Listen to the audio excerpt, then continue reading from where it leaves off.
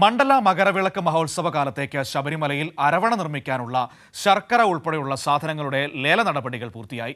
ഇത്തവണ മുൻ വർഷത്തേക്കാളും വളരെ നേരത്തെയാണ് ടെൻഡർ നടപടികൾ പൂർത്തിയായത്. തീർത്ഥാടന കാലത്ത് പ്രസാദം തയ്യാറാക്കാൻ ജൈവ ഏലക്കയാണ് ഉപയോഗിക്കുന്നതെന്നും തിരുവിതാംകൂർ ദേവസ്വം പ്രസിഡന്റ് PS പ്രശാന്ത് പറഞ്ഞു.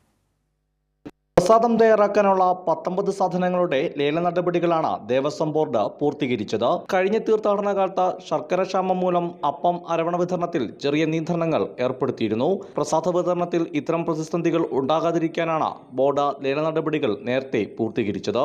അതായത് വരുന്ന മണ്ഡല മകരവിളക്ക് മഹോത്സവ കാലം വിശ്വാസികൾക്ക് സംതൃപ്തമായൊരു മണ്ഡലകാലമാണ് ഞങ്ങൾ ആഗ്രഹിക്കുന്നത്.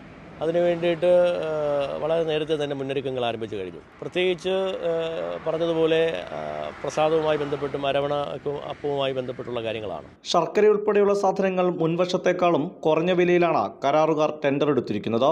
കഴിഞ്ഞ പ്രാവശ്യം 42 രൂപ 60 പൈസയായിരുന്നു ശർക്കരയ്ക്കെങ്കിൽ അതിനേക്കാൾ വില കുറച്ച് 42 രൂപ 44 പൈസയ്ക്കാണ് ഇപ്പോൾ കുറയുകയാണ്. വില കൂടുകയല്ല, കുറയുകയാണ് ചെയ്തിരിക്കുന്നത്. അതിനിപ്പോൾ ബോർഡിൻ്റെ നെഗോസിയേഷനിലേക്ക് വരുമ്പോൾ വീണ്ടും കുറയുമെന്നാണ് നമ്മൾ പ്രതീക്ഷിക്കുന്നത്. ഇത്തവണ പ്രസാദം തയ്യാറാക്കാൻ ജൈവ ഏലക്കയാണ് ഉപയോഗിക്കുക.